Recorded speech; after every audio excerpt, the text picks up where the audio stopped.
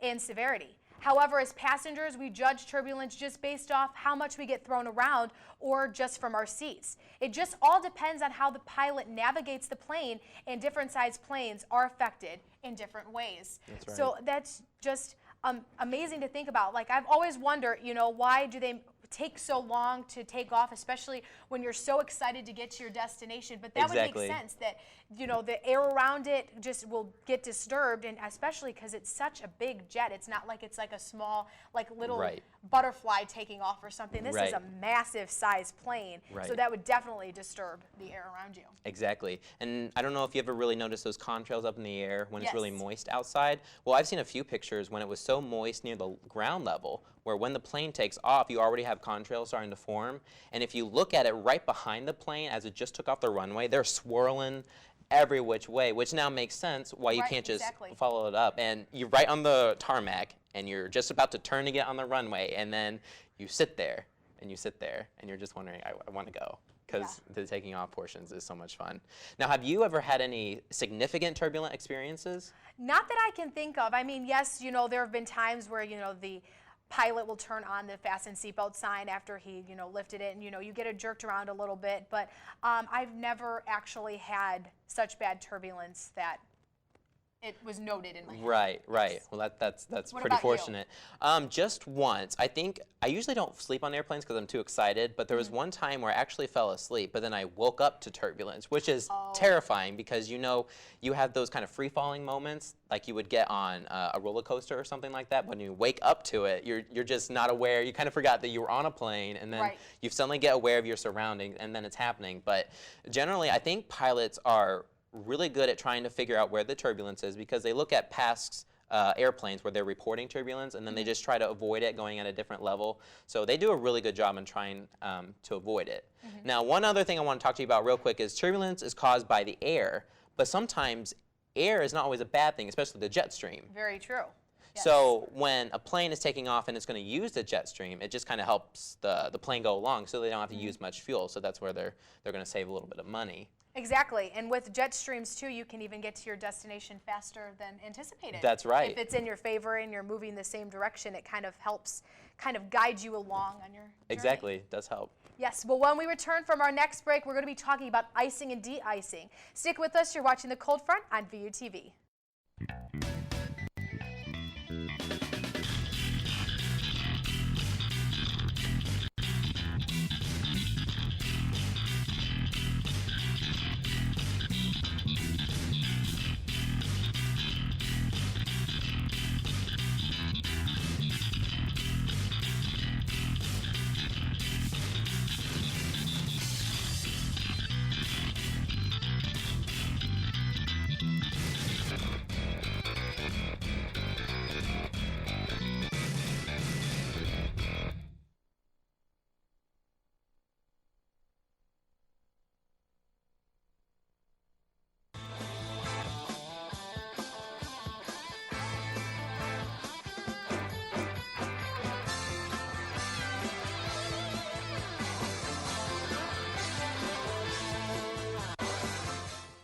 On a campus plagued with terrible weather, Valpo students suffer from boredom with no motivation to leave their room.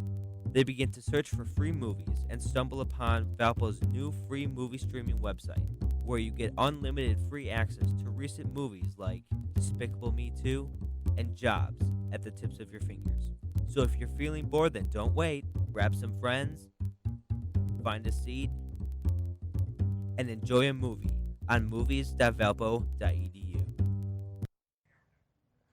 Welcome back to the Cold Front. We just talked about turbulence, and now we are moving on to icing. That's right. Icing leads to about 27% of all aviation weather features. It is dangerous for airplanes. Now, when an airplane's wing is coated in ice, not only does it add extra weight to the plane, it also affects the aerodynamics of the plane. The pilot has to angle the plane differently to ascend and descend normally.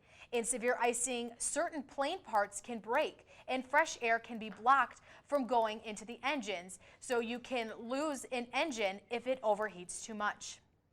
Now, icing does not come from just chunks of ice in the clouds. Now, actually, our director just brought up some video of some icing. This happened in November actually of this past year right before Thanksgiving, and this is at Chicago O'Hare, and they're doing the de-icing process. I believe this is the first method of the de-icing because they have two different liquids that they use, and they're just spraying the plane to try to get the snow off it. Now, for icing to form, it happens by supercooled water droplets freezing instantly on the surface of the wing in really cold temperatures. A lot of times, icing can be found in the updrafts of clouds and cloud tops. In order to combat it, airlines have to de-ice their planes. Now, there are actually two kinds of fluids used. They also have different colors so that the crew knows which part of the plane has been covered. Type 1 is a heated orange liquid that is sprayed on the plane when it is not snowing or raining, but a little ice is still on the wings. Apparently, it smells like maple syrup. The fluid is sprayed all over the plane to remove all the ice. The second type is green and is used when sleeting, icing, or snowing outside. This is used secondly because it is an anti-icing fluid. This helps prevent the wings from freezing while the plane taxis to the runway. And now we just saw some footage of some de-icing at Chicago O'Hare back from November, and I believe that was the orange fluid that we had on there, and that's to get off the snow and the ice that's already on the plane. A little later, they were going to use some anti-icing fluid, which would have been used for which was green, and that would help the taxi, or when the plane is actually taxiing to the runway, it'll help it so that ice does not form on the airplane surface as it travels. Because while it's snowing, more ice and snow could form on the airplane wing. Well, actually, I've experienced the same thing. Last spring break when we were leaving, we got a big snowstorm in Ohio, and I was taking out of Cleveland. So as we were going to leave, they had to de-ice the plane, and they used, like you said, the orange fluid. Right. And it was very cold on the plane because it was left outside due to the snow and stuff, so out of precaution they did that. And I think it took about a total of 40 minutes to de-ice the plane completely. That's incredible. I mean, I would rather be safe than sorry, so I didn't mind, sitting there and stuff, but the fact that it smells like maple syrup, I have never heard that before. I have never heard it either. I was looking up some discussions from airport workers while they were icing, and just talking about how, even why they use different colors and whatnot, but they were just talking about how it smells like maple syrup. And I would have never noticed. I mean, we're always on the inside of the plane, of course, when they're spraying it. But it is smart to use different colors so the crew knows, okay, there's ice, or okay, that this color needs to be used for this situation. I think that that's like a good. Right. It also helps them just to know which part they've already done, because they have to coat every single part of the plane, and if they miss a spot, that could be spell disaster later on. Exactly. So it definitely does help. Now, I also looked up the liquid is not very environmentally friendly, so they have special drains right on the under the airplane to help siphon it in so that it doesn't get into the water supply and whatnot. So, well, up next we'll be talking about thunderstorms, and later on Lauren will give us a look at your forecast. Stay tuned. We'll be right back.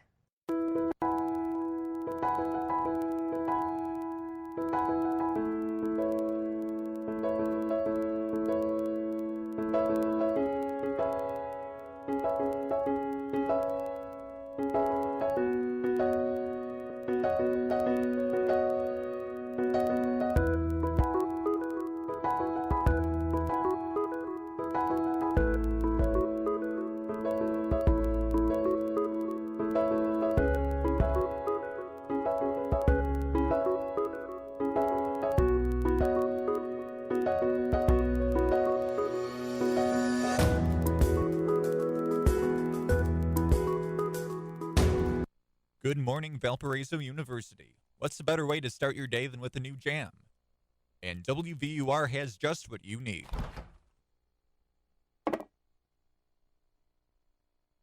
But if you close your eyes, does it almost feel like nothing changed at all? And if you close your eyes, does it...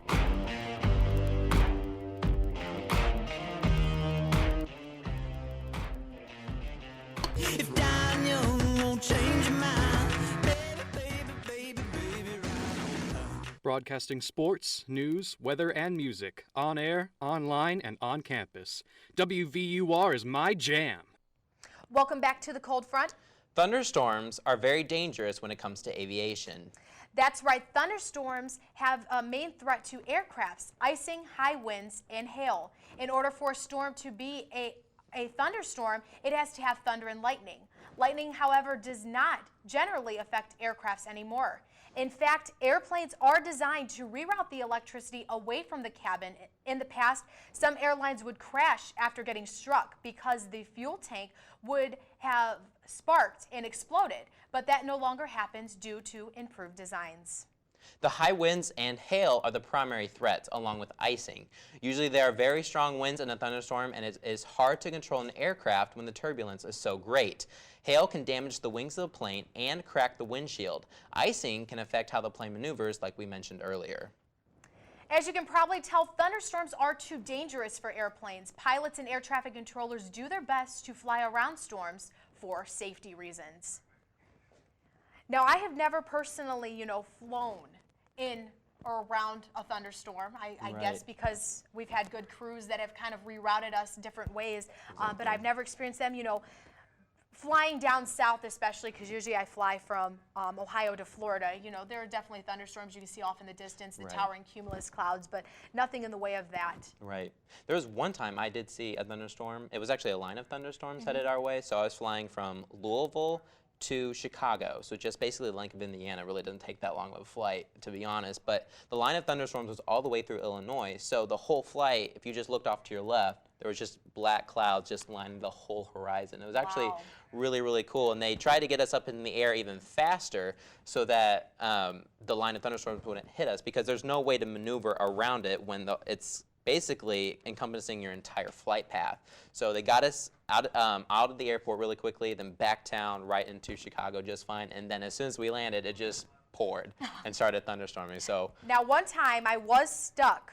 We couldn't even take out from the gate because there was a thunderstorm. This was down in Orlando. Oh, wow. So there was a severe thunderstorm, and there we are sitting on the airplane. And I'm thinking, is this safe? But as we've heard and stuff, and as we know that thunderstorms and lightning is now rerouted thanks to new designs and stuff. So that made me feel, a little bit better and stuff. Right. But that definitely is something scary, especially because I feel like the thunderstorms in Florida are totally different than the ones here. Just like, they're not really, but the sound and everything, with it being more open with not having so many trees. But yeah, being in a plane during a thunderstorm, sitting on the ground, that was scary. So I can't imagine how it'd be up in the sky. a little nerve-wracking, yeah. Because when you're parked, you have complete control, but when you're up in Exactly. the air, I don't know, that would be associated with that, I can definitely, imagine. definitely. Well, Definitely when we a come lot. back, Lauren is going to have your forecast.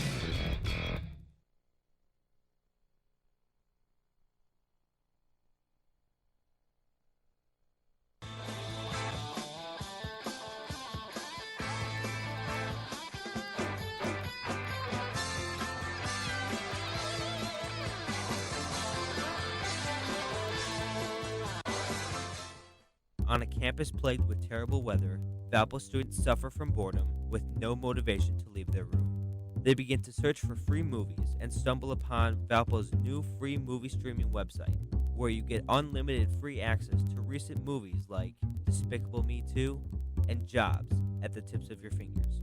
So if you're feeling bored, then don't wait. Grab some friends, find a seat, and enjoy a movie on movies.valpo.edu.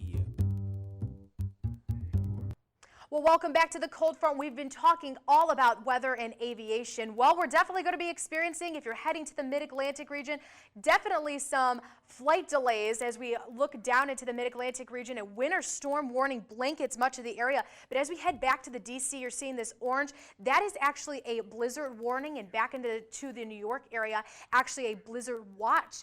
So definitely a huge, strong snow system that they're expected to bring a lot of heavy snow and ice into some parts, allowing for some very dangerous conditions. So definitely some travel delays. But back here in Valparaiso, just sunny skies and a current temperature right around 26 degrees. And that's the common trend regionally. We're seeing temperatures just in the middle 20s, 25 back South Bend, 26 in Kankakee, and even reaching 28 back into Chicago. And those temperatures are going to continue. Today we forecasted and have reached a high so far of 26 degrees. Overnight we reached a low right around 7. Now our average for this time of year is right around 31, so not too shy of that. We will be returning back to average, and I'll be talking a little bit more about that. But I wish we were back in 1999. Seeing that record temperature of 62 degrees would feel very nice right about now. But future temperatures, we will be warming up. We're seeing a temperature of 25 degrees as you step outside. We'll be reaching down to right around 20 for the 9 o'clock hour, and temperatures are going to consistently stay into the 20s. We're going to be climbing to right around 29 degrees as you head outside tomorrow afternoon, and then dropping only into the lower 20s once again. Now as we head into the day on Saturday, looking beautiful, 30 degrees. Well, I know that's, a little chilly still, but still beautiful for this time of year, and we will be returning back to normal. Future radar showing just some general clouds around the area. We will start to see some lake effect try to form, but it looks like it's not going to affect our area too much. It's looking like it's going to stay off over to the Chicago area. So just some general clouds for the Valparaiso area, and those will begin to clear out a little bit as we head into the afternoon on Friday, and then by Saturday the sunshine will return and having beautiful sunny conditions. Now your forecast for tonight, we're going to be seeing a low right around 19 degrees with mostly cloudy conditions, and for the day tomorrow, warming up to right around 29 with mostly cloudy skies. Now I did promise up in the forecast, and that is surely coming our way with our 7-day forecast. We're going to be seeing mostly sunny skies as we head throughout the weekend, but by Monday and Tuesday though, we do definitely have the chance again for some snow showers.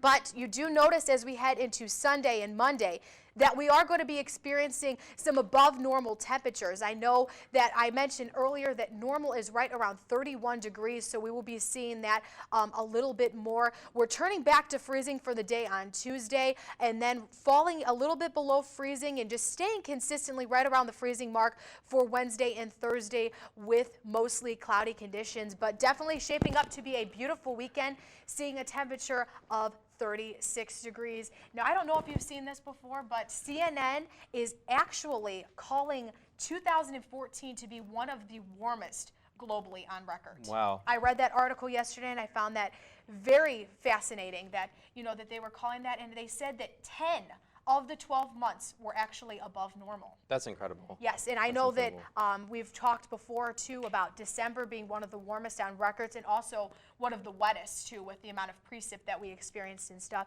So we are definitely in this pattern where we're going to be right around normal. So we might even continue the trend, and this is all thanks due to this strong El Nino, and we actually haven't seen that, I think, since like the early 90s, I think is what they said, is the last time we saw a comparable. But this is definitely one of the top strongest El Ninos that they have recorded. Right. So it'll just be interesting to see how it continues to affect our weather going on the rest of winter and into the spring. Because usually they say at the transition seasons is when the El Nino starts to die down a little bit and let winter take over. So you usually have a lot more snowstorm and a little bit below normal temperatures and stuff. So like you said, I'm interested in seeing how that will shape up for this time of year. Definitely, definitely. And our forecast looks a lot better here than it does earlier, where you had on the eastern seaboard, where they're going to see a lot of snow and ice. Blizzard warnings in incredible. the D.C. area. They're expected to get almost like, I think, definitely over a foot of snow. That's incredible. Well, that is all we have for you today. On behalf of myself, Matt, and the rest of the crew, thank you for watching, and we hope you will join us for our next episode of the Cold Front next week. Remember, we are on Thursdays at 4 p.m. this semester. We hope you have a great rest of your day and a fantastic weekend.